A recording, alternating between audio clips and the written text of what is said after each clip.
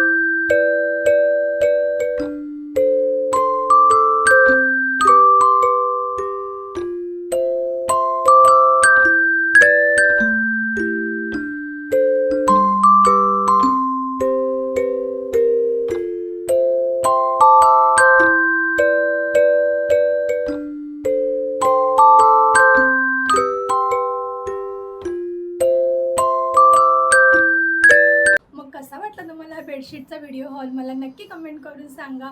कुठल्या बेडशीट तुम्हाला जास्त आवडला नक्कीच मला सांगा.